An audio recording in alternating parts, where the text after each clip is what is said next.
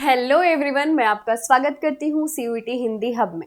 सबसे पहले नवरात्रि की हार्दिक शुभकामनाएं और बस यही भगवान से प्रार्थना है कि भगवान सबको खुश रखे, स्वस्थ रखे। ठीक है, चलिए फिर आज का सेशन हम शुरू करते हैं। आज के सेशन में हम बात करने वाले हैं शब्द विचार में आपका जो एमसीक्यूज था उनके बारे में, यानी कि लास्ट हमारे जो 2 लेक्चर्स थे उसमें हमने शब्द विचार को पढ़ा है।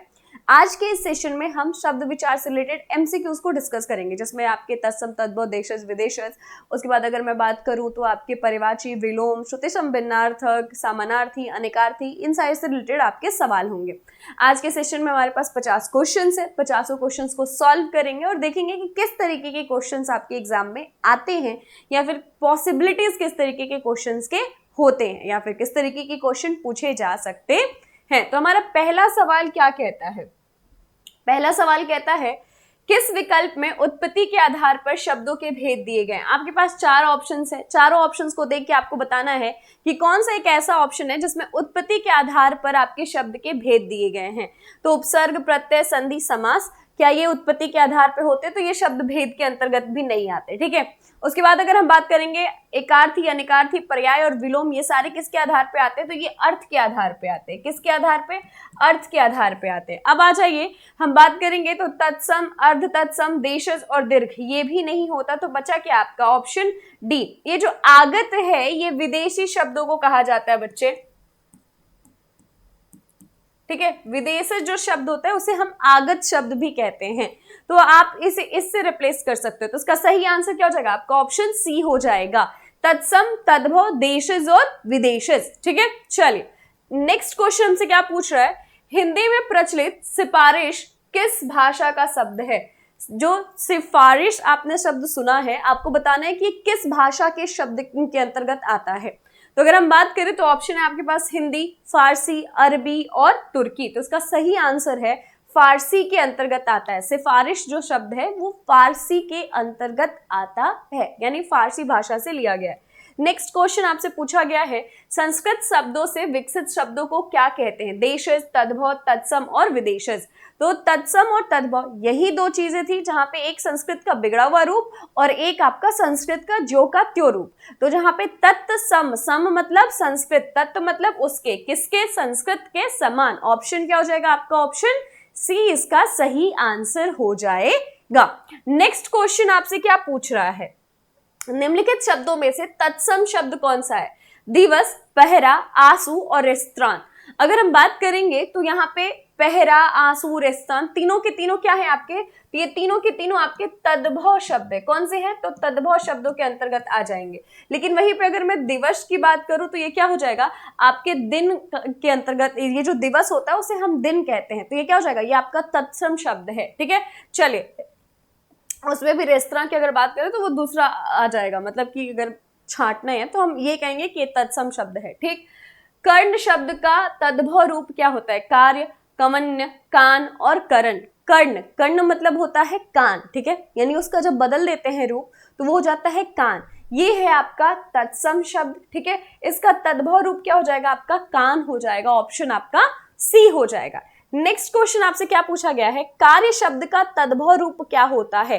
कार्य कर्म होता है, कार होता है, कर होता है, काज होता है। कार्य मतलब क्या होता है? काम। ठीक है, अब इसी काम को जब हम क्या करते हैं? तत्सम से तद्भव में कन्वर्ट करते हैं तो यही आपका कार्य काज में कन्वर्ट हो जाता है। आप लोगों ने देसी भाषा में सुना है कि जिस काज से गए हो करके आओ, यानी जिस काम से गए हो वो करके आओ। तो यहाँ पे क्या हो जाएगा? ये आपका ऑप्शन डी हो जाएगा, काज। ठीक है, चलो आगे बढ़ते हैं। नेक्स्ट क्वेश्चन, निम्नलिखित में से तत्सम शब्द कौन सा है? गृह, घर, घड़ा और बेगम। अगर देखा जाए तो देखकर ही समझ में आ रहा है कि इन चारों में से कौन सा एक ऐसा शब्द होगा जो आपके तत्सम शब्दों के अंतर्गत आता है। तो बहुत ही आसान है, इसका आंसर बताने की मुझे नहीं लगता कि कोई नीड है, यानी कि कोई जरूरत तो नहीं है। ठीक है, आगे बढ़ते हैं। निम्नलिखित में से कौन सा शब्द विदेशी स्रोत का है? रोशनदास, आलस, उलुक और आज। इन चारों में से आपको बताना है कि कौन सा एक ऐसा शब्द है जो आपके विदेशी शब्दों से लिया गया है। तो अगर देखा जाए तो रोशनदान जो है वो क्या है? आपका विदेशी शब्दों से लिया गया है। ठीक है, नेक्स्ट क्वेश्चन, हिंदी भाषा में निम्न शब्द किस विदेशी भाषा से आए हैं? तमाशा, चेहरा, बीमार, शादी, सरकार, दीवार, गुलाब, आमदनी, आतिशबाजी और भलाई, फारसी से, तुर्की से, अरबी से और पुर्तगाली से। तो तमाशा, सिफारिश, अगर बात किया जाए शादी, बीमार, आजमाइश, ऐसे शब्द जो है वो आपके फारसी से लिए गए। कहां से लिए गए? फारसी से। इसका सही आंसर क्या हो जाएगा? आपका ऑप्शन ए हो जाएगा। ठीक है, चलिए नेक्स्ट क्वेश्चन आपसे क्या पूछा गया है? देशज का क्या अर्थ है?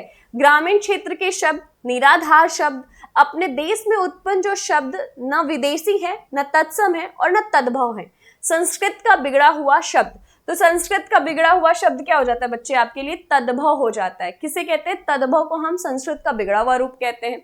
और अगर हम बात करेंगे तो निराधार शब्द की बात ही नहीं हो रही। ग्रामीण क्षेत्र से लिए गए शब्द को हम क्या कहते हैं? देशज शब्द कहते हैं।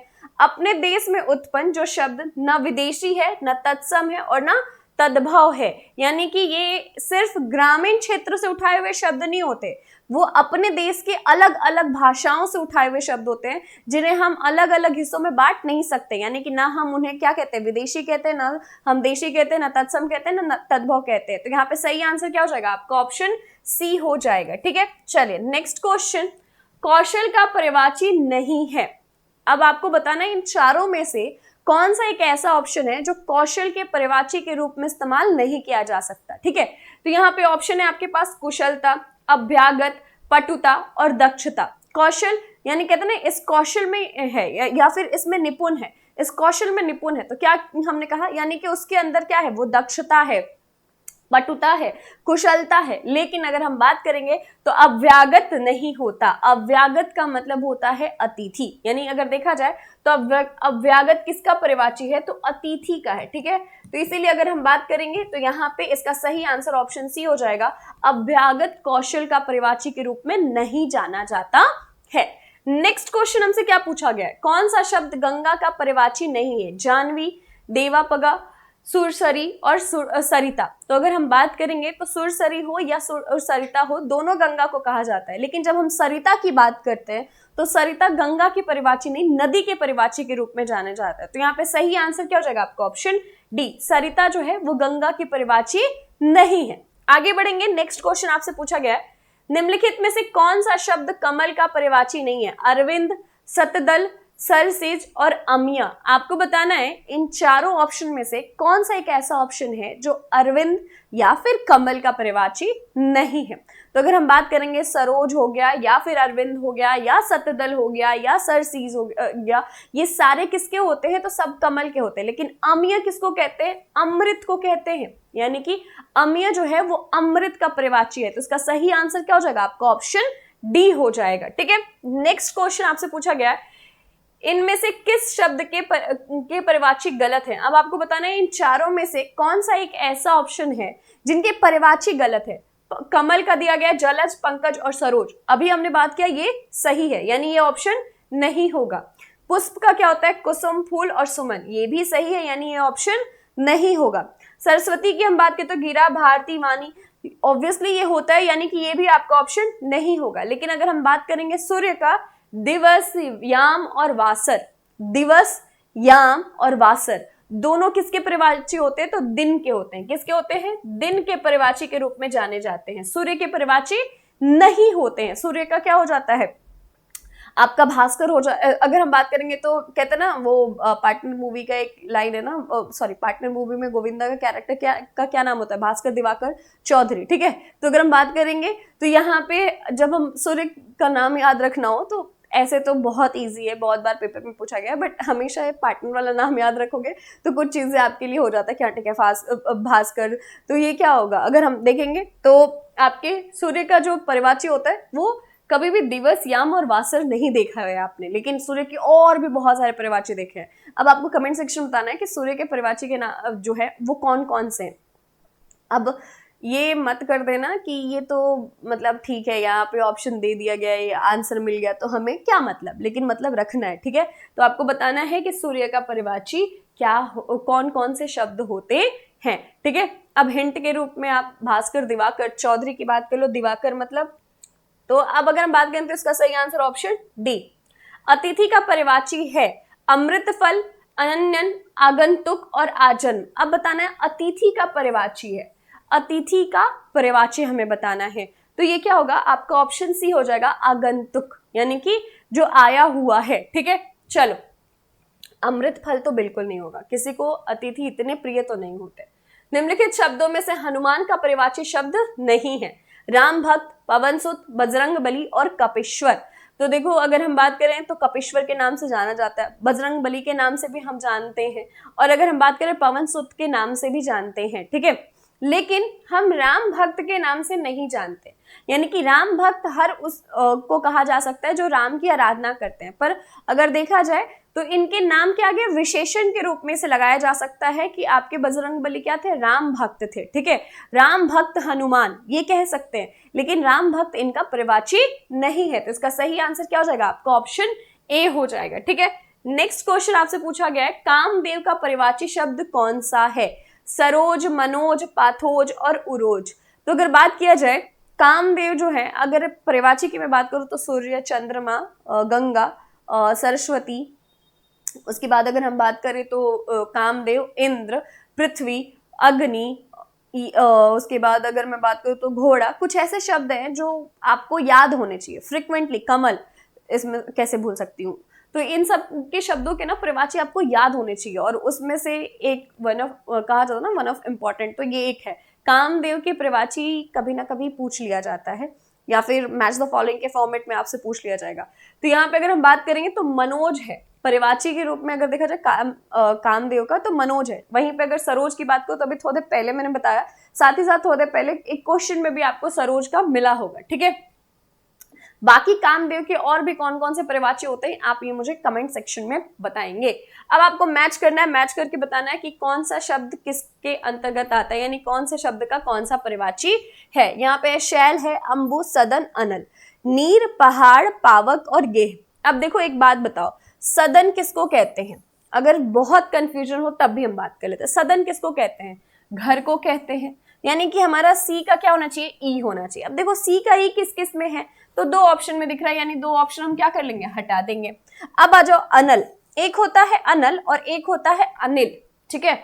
अनल हमेशा किसको कहा जाता है, पावक यानी आग को कहा जाता है, अग्नि को। अब देखो 4 का ई किस में है, तो 4 का ई सिर्फ इसमें, यानी आपका ऑप्शन बी क्या हो जाएगा, सही हो जाएगा। अब अगर मैं शैल बात करूं तो आपका पहाड़, अगर अभी नवरात्रि शुरू हुई है और अगर आप लोगों ने सुना होगा तो शैल श्रुते कहा जाता है ना। अब वहां पे वो जो मतलब जो मंत्र है जिसमें हम उच्चारित करते हैं, तो उसमें भी आपको मिलेगा। तो ये क्या हो जाएगा, शैल का मतलब होता है पहाड़ और अंबु का मतलब होता है नीर। इसका सही आंसर क्या हो जाएगा, आपका ऑप्शन बी सही आंसर हो जाएगा। नेक्स्ट क्वेश्चन हमारा क्या कहता है, आकाश का परिवाची शब्द नहीं है। अंबक, अंबर, व्योम और नभ। व्योम मतलब क्या होता है, आकाश। नभ मतलब क्या होता है, आकाश। अगर हम बात करें अंबर, अंबर मतलब क्या होता है, आकाश। हालांकि अगर श्रुति संभिन्नार्थक में जाए तो अंबर मतलब कपड़ा भी होता है, लेकिन अंबक मतलब आकाश नहीं होता। तो इसका सही आंसर क्या हो जाएगा, आपका ऑप्शन ए हो जाएगा, ठीक है। द्विज शब्द का अर्थ है ब्राह्मण, दांत, पंक्षी, इनमें से सभी। आई थिंक लास्ट ईयर या मुझे अभी एग्जैक्ट नहीं आ रहा है, पर किसी पेपर में ये क्वेश्चन पूछा हुआ है। द्विज शब्द का अर्थ है ब्राह्मण, दांत, पंछी, इनमें से सभी। तो द्विज का अर्थ होता है ब्राह्मण भी, दांत भी, पंछी भी, यानी कि ये सभी के सभी। तो इसका सही आंसर क्या हो जाएगा, आपका ऑप्शन डी हो जाएगा, ठीक है। नेक्स्ट क्वेश्चन हमारा क्या कहता है, अनेकार्थ शब्द के रूप में गुरु का कौन सा अर्थ अनुपयुक्त है? पचाने में कठिन, शिक्षक, भारी और एक नक्षत्र। अनेकार्थ का मतलब क्या होता है, अनेकार्थ का मतलब होता है एक शब्द है जिसके अनेक अर्थ निकलते हैं। जैसे हमने पीछे देखा द्विज, उसी के बाद अगर हम बात करेंगे तो अंक, ठीक। इसी तरीके से अगर हम बात करेंगे तो आपके बहुत सारे ऐसे शब्द हो जाते हैं जिसके अनेक अर्थ निकलते हैं। जैसे हम बोलते हैं तो टुक, या फिर हम बात करते तो कुल, या फिर हम बात करते तो अली या आली, जिसे हम सखी और भौरा दोनों कहते हैं। तो क्या हो गया, अगर देखोगे, या फिर अगर आप तुरंग और तरंग, ये दोनों शब्द आपको सुनने में सेम लगते हैं पर अर्थ अनेक निकलते हैं, ठीक। ये श्रुति संभिन्नार्थक हो जाते हैं। लेकिन अगर हम बात करेंगे अनेकार्थी तो एक शब्द होता है जिसके अनेक अर्थ निकलते हैं। जैसे यहाँ पे हम अंक की बात करेंगे तो अंक के अनेक अर्थ निकलते हैं। जैसे अगर हम बात करें तो नाटक का एक अंक हो गया, या गोद में भरना हो गया, या फिर अगर हम बात करें तो संख्या हो गया। ठीक उसी तरीके से द्विज के 3 अलग अर्थ निकले, ब्राह्मण, दांत, पंछी। ठीक उसी तरीके से आपके गुरु शब्द का भी अनेक अर्थ निकलता है, जिसमें पाचन में कठिन, पचाने में कठिन, शिक्षक और भारी तीनों होता है। लेकिन ये क्या है, गुरु एक नक्षत्र दिया हुआ। अगर यहाँ पे गुरु एक ग्रह दिया होता तो सही हो जाता, क्योंकि ग्रह जो हमारा बृहस्पति के नाम से जाना जाता है ग्रह है ना, तो अगर यहाँ पे ग्रह दिया होता तो सही हो जाता, पर ये नक्षत्र नहीं होता है। ठीक है, तो इसका सही आंसर क्या हो जाएगा आपका? Option D. घन का अर्थ नहीं है। अब ये घन भी क्या है बच्चे? ये भी अनेकार्थी शब्द के अंतर्गत आता है। इसके भी अनेक अर्थ निकलते हैं, घर, बादल, बड़ा हथौड़ा और घना। तो अगर हम बात करेंगे तो घन का जो अर्थ है वो घर नहीं होता। ठीक है, इसके अलावा घन का मतलब होता है बादल, घन का मतलब होता है बड़ा हथौड़ा, घन मतलब होता है घना, या घन जो होता है वो आपका स्क्वायर जो होता है, जो जिसको हम हिंदी में क्या कहते हैं? घन कहते हैं। तो उसे भी हम क्या कहेंगे? ये आपका ऑप्शन ए, घर नहीं होता। खग का अर्थ नहीं है आकाश, बाण, तारा और पंछी। अब खग के भी अनेकार्थी की अगर बात किया जाए तो खग मतलब चिड़िया, आपने सुना होगा, यानी पंछी होती है। खग एक तारा भी है और खग मतलब बाण भी होता है, लेकिन खग मतलब आकाश नहीं होता। तो इसका सही आंसर क्या हो जाएगा आपका? Option A. ठीक है, नेक्स्ट क्वेश्चन, निम्नलिखित में से कौन सा शब्द अनेकार्थी नहीं है? आयु, पत्र, मान और अंक। आपको बताना है इन चारों में से कौन सा एक ऐसा शब्द है जो अनेकार्थी नहीं है, यानी जिसके अनेक अर्थ नहीं निकलते। तो मान मतलब क्या होता है बच्चे? अगर हम बात करेंगे तो मान का मतलब होता है मान सम्मान या अभिमान, यानी कि अगर कहा जाए कि मान मर्यादा, मान मर्यादा का क्या मतलब? इज्जत प्रतिष्ठा की बात हो गई।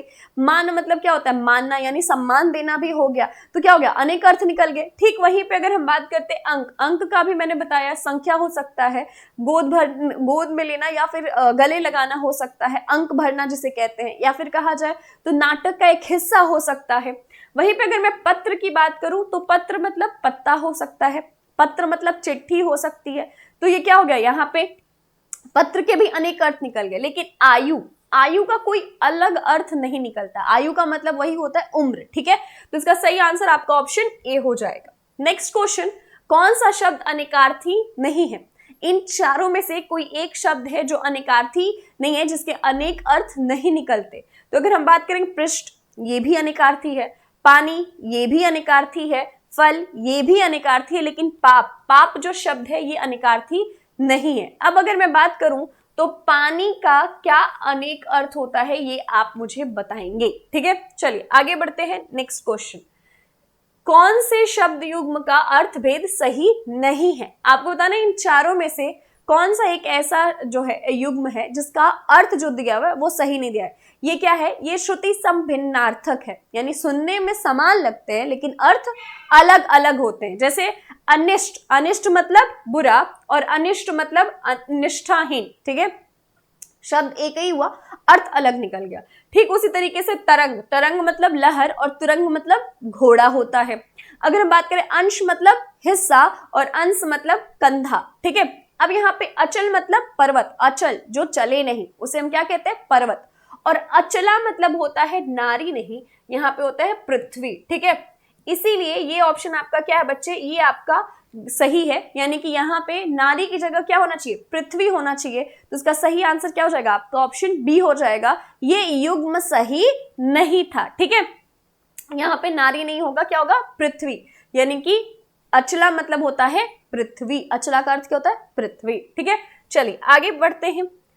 अध्य और आद्य शब्द युग्म का सही अर्थ विकल्प में से है आज और प्रथम, प्रथम और प्राचीन, अधिक और पुराना, प्राचीन और प्रथम। ठीक है, अब अगर मैं बात करूं तो अद्य मतलब होता है आज, अध्या मतलब होता है प्रथम। लेकिन अगर देखा जाए तो सुनने में तो समान लग रहा है ना, यानी जो सुनाई तो सेम देता है लेकिन उसके अर्थ क्या होते हैं? अलग होते हैं। उसे हम क्या कहते हैं? श्रुति संभिन्नार्थक शब्द। ठीक है, चलिए आगे बढ़े। कोड़ी और कौड़ी शब्द युग्म का सही अर्थ किस विकल्प में है? एक समुद्री जीव का खोल, 20 का समूह, 20 का समूह एक समुद्री जीव का खोल, कुष्ठ रोगी और 20 का समूह। तो कोड़ी मतलब होता है 20 का समूह, और कौड़ी जो होता है आपने सुना होगा कौड़ी का माला, कौड़ी जो है वो समुद्र में पाया जाने वाला एक जीव होता है, छोटा सा जंतु होता है, जिसका क्या किया जब मतलब वो आवरण जो होता है ना उसके ऊपर वाला, उसे हम कहते हैं कौड़ी, जिसका माला बनता है, पूजा वूजा भी होती है।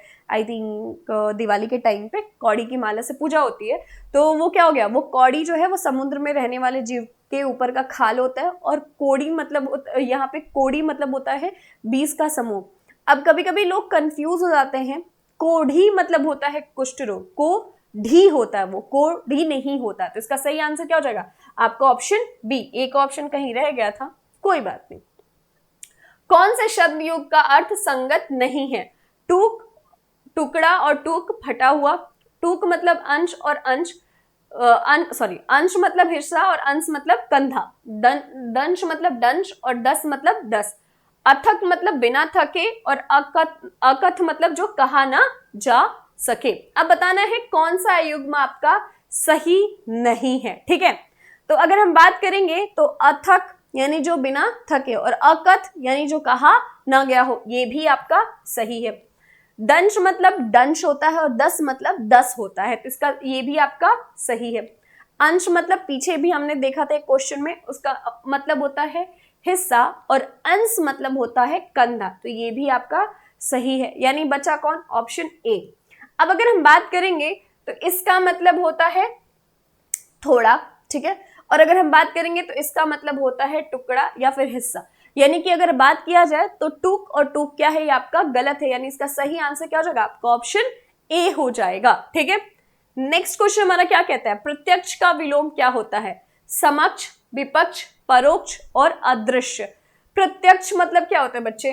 प्रत्यक्ष मतलब होता है सामने, ठीक है। एक कहावत है ना, प्रत्यक्ष को प्रमाण क्या, यानी जो सामने है उसको प्रमाण क्या दिया जा सकता है, जो आपकी आंखों के सामने घटित हो रहा है उसे प्रमाण क्या देंगे, तो प्रत्यक्ष को प्रमाण क्या, प्रत्यक्ष मतलब आपके समक्ष। और परोक्ष मतलब क्या होता है, परोक्ष का मतलब होता है आपके पीठ के पीछे।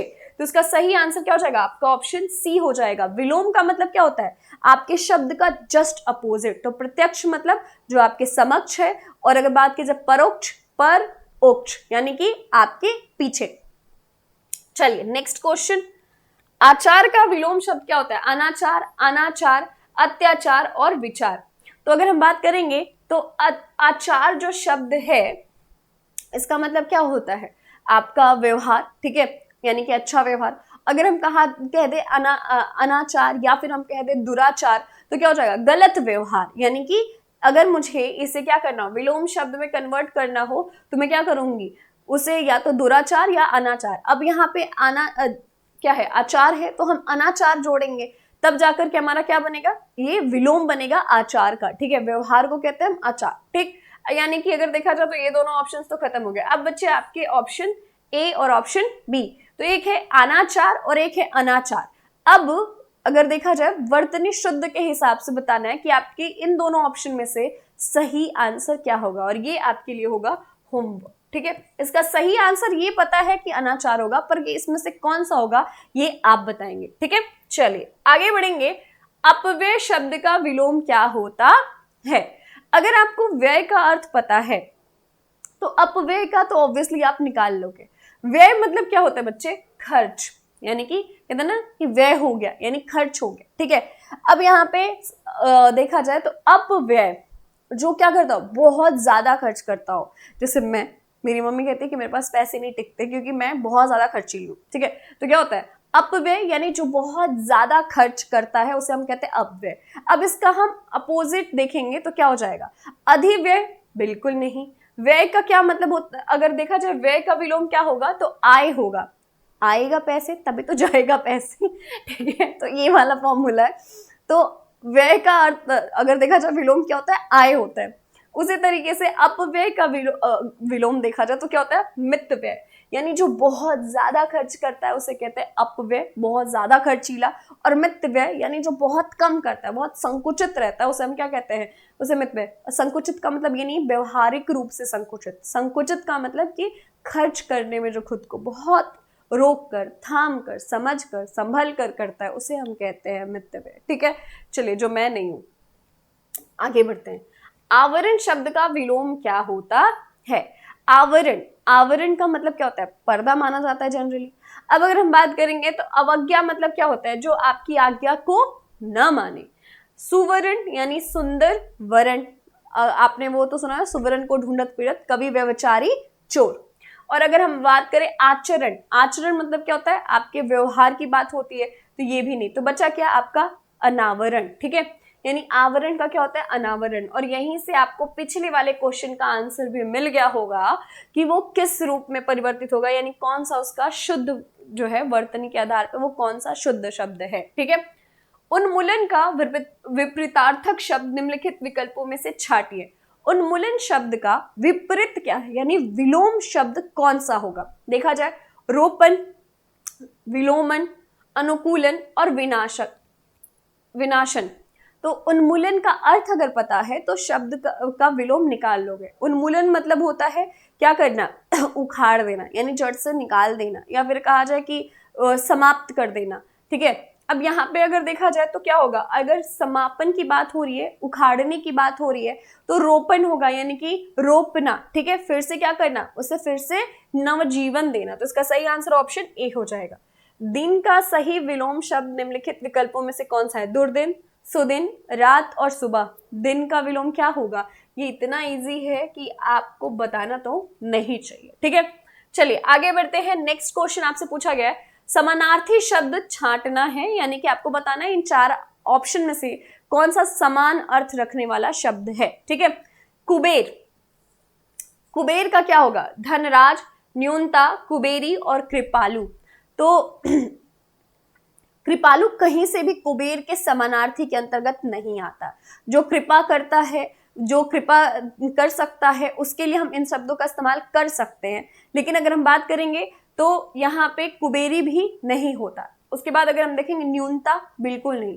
कुबेर कहा था ना कि अरे तुम तो कुबेर के घर जन्म लिए हो ना, यानी कि बहुत ज्यादा धन। तो यहाँ पे क्या हो जाएगा, धन राज। कुबेर का समानार्थी क्या होता है, धन राज। तो ऑप्शन क्या होगा आपका ए। नेक्स्ट क्वेश्चन, समानार्थी शब्द लिखिए। चतुर, चतुर्थ, मंद, चरम और चालाक। चतुर्थ मतलब होता है चार, मंद मतलब होता है जो काफी बुद्धि से हल्का हो। ठीक है, चरम और चालाक। तो अगर हम बात करेंगे तो क्या हो जाएगा यहाँ पे, चतुर, चतुर का क्या होता है, चालाक। कहते हैं ना चतुर चालाक चंट, इसमें कौन सा अलंकार है। समानार्थी शब्द लिखिए, इनमें से कौन सा शब्द गुस्से का समानार्थी नहीं है। इन चारों ऑप्शन में से बताना है आपको कि कौन सा एक ऐसा शब्द है जो गुस्से का यानी क्रोध का समानार्थी नहीं है। क्रोध बोल दिया तो ऑप्शन खत्म हो गया। अगर हम बात करेंगे तो रोष मतलब भी क्रोध ही होता है, और अगर मैं बात करूं अमर्ष, इसका मतलब भी क्रोध होता है। लेकिन अगर हम अपकर्ष की बात करते हैं तो क्या होता है, अपकर्ष मतलब क्रोध नहीं होता है। ठीक है, अपकर्ष का मतलब क्या होता है ये आप बताएंगे, आप नहीं बताएंगे तो मैं बताऊंगी ऑब्वियसली। उत्कर्ष, अपकर्ष ऐसे शब्द आपने सुने होंगे, हालांकि ऑब्वियसली ये दोनों अलग अलग है, तो आपको बताना है कि इसका अर्थ क्या होता है। निम्नलिखित में से समानार्थी शब्द कौन सा जोड़ा सही नहीं है। अगर हम बात करें तो कमल का अंबु और आब, झंडा का ध्वज और पताका, दांत का दंत और रदन, और चांद का राकेश और शशि। तो चांद का राकेश और शशि होता है, दांत का दंत और रदन होता है, झंडा का ध्वज और पताका होता है। लेकिन अगर हम बात करेंगे तो कमल का अंबु और आब नहीं होता। अंबु और आब पानी के प्रवाची के अंतर्गत आते हैं, यानी कि जल या नीर के अंतर्गत। ठीक है, चलिए आगे बढ़े। ऐसे शब्द जो उच्चारण और वर्तनी की दृष्टि से समान हो पर व्युत्पत्ति तथा अर्थ की दृष्टि से भिन्न कहलाते हैं। परिवाची शब्द होते हैं, समरूप या समोच्चारित शब्द होते हैं, विप्राय या विलोम शब्द होते हैं, उपयुक्त में से कोई भी नहीं। ऐसे शब्द जो सुनाई क्या करे बच्चा, उच्चारण और वर्तनी की दृष्टि से समान होते हैं, यानी कि जब उच्चारित करते हैं तो वो समान दिखते हैं। जैसे अगर हम बात करें तो दंश और दस, या फिर अगर हम बात करें तो अभी हमने पीछे देखा था ना,